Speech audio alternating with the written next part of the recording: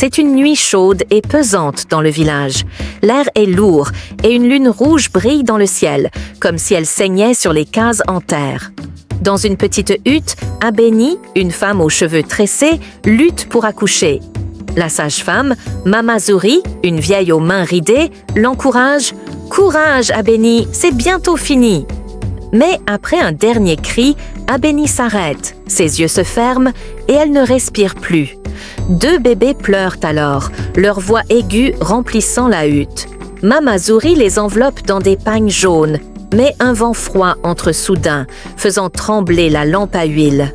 À l'entrée, Mze Odomo, un vieux sage avec une barbe blanche et un bâton, regarde la scène. Ses yeux s'arrêtent sur la lune rouge et il murmure « un mauvais signe ». Dehors, autour d'un feu, les anciens sont réunis.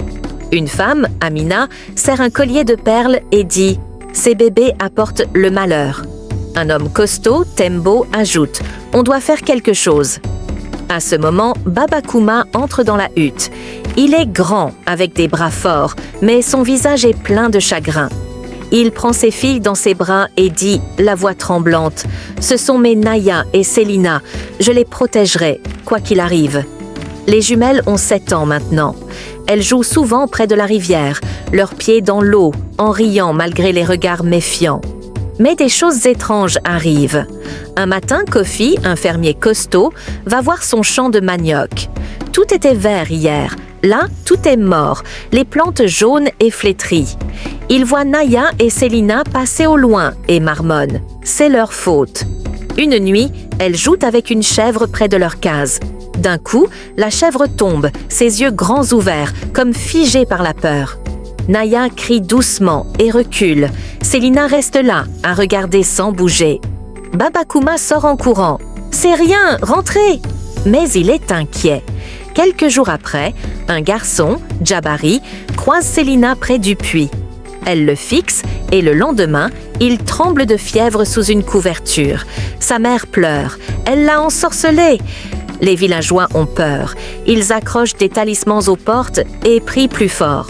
Baba Kuma, fatigué, dit aux anciens « Ce sont des enfants, arrêtez !» Mais ils ne l'écoutent plus. À 16 ans, Naya et Selina ne se ressemblent plus, même si elles ont le même visage. Naya est douce, avec un sourire timide qui réchauffe. Elle passe ses journées à aider. Elle porte des seaux d'eau aux anciens, met des herbes sur les blessures des enfants et parle doucement pour apaiser les tensions. Quelques villageois, comme Mama Zuri, commencent à l'aimer un peu, même s'ils restent méfiants. Selina, elle, change dans l'autre sens. Elle ne sourit presque plus, ses yeux sont froids, et elle s'en va souvent seule dans la forêt. Là, près d'un gros arbre tordu qu'on appelle le fromager, elle reste des heures, à parler tout bas comme si quelqu'un ou quelque chose l'écoutait. Un soir, tout bascule. Le soleil vient de se coucher et une petite flamme jaillit dans la hutte du chef, Juma. En quelques minutes, le feu grandit, le toit en paille s'enflamme et des craquements résonnent dans la nuit. Les villageois sortent de leurs cases en criant, courant avec des seaux d'eau qu'ils jettent sur les flammes. La fumée noire monte haut, cachant les étoiles. Selina est loin, près du fromager, cachée dans l'ombre. Elle regarde le feu, un petit sourire au coin des lèvres, ses doigts serrant une amulette en bois gravée de signes bizarres. Naya arrive en courant, essoufflée, ses pieds nus frappant le sol sec.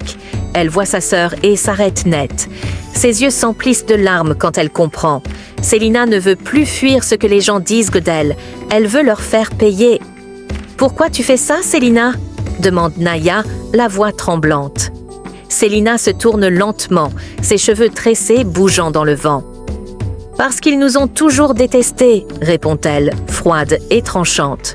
« On n'a pas à être comme eux, » insiste Naya, avançant d'un pas.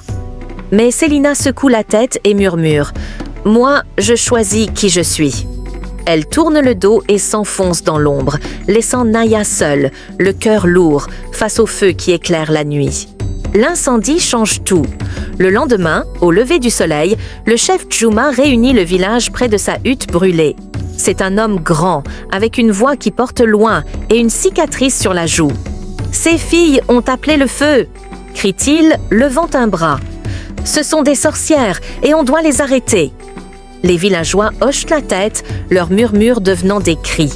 Les guerriers, une dizaine d'hommes costauds en pagnes rouges et bleues, prennent leurs lances et leurs boucliers en cuir.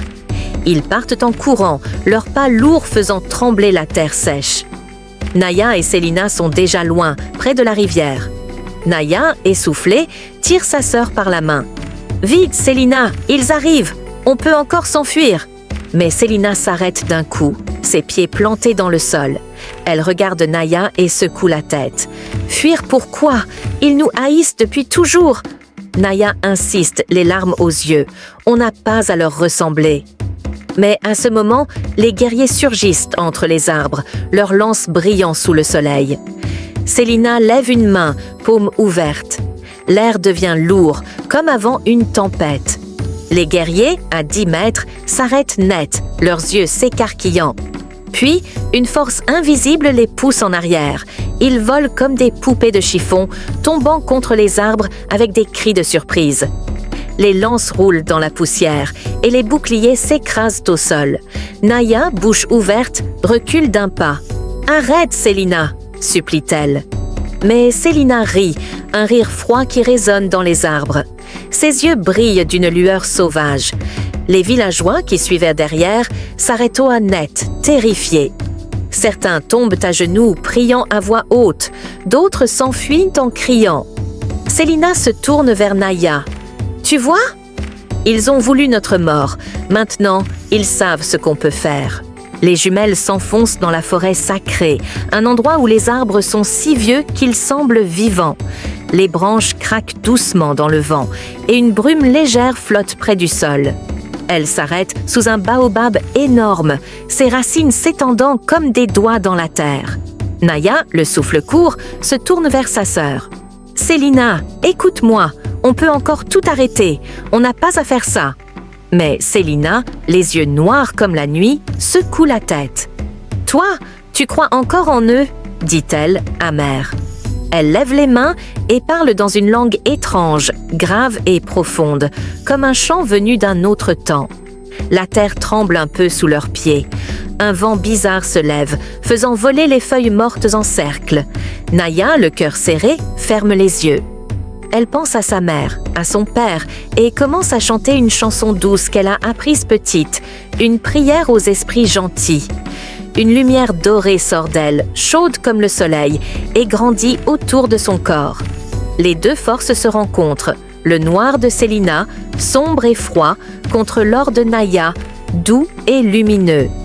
L'air devient lourd, presque électrique. Les arbres autour semblent plier sous la pression. Soudain, le ciel gronde fort, comme s'il criait. Un éclair blanc tombe entre elles, si brillant qu'on ne voit plus rien. Le sol tremble encore, et un bruit énorme remplit la forêt. Quand la lumière s'éteint et que la poussière retombe, le silence revient. Sous le baobab, une seule silhouette reste debout, immobile. L'autre est partie, avalée par la nuit ou la lumière. Alors, qui est encore là selon vous, Naya ou Célina? Dites-le nous dans les commentaires. Merci d'avoir regardé et si tu veux plus d'histoires captivantes, abonne-toi pour ne rien manquer de nos histoires typiques africaines.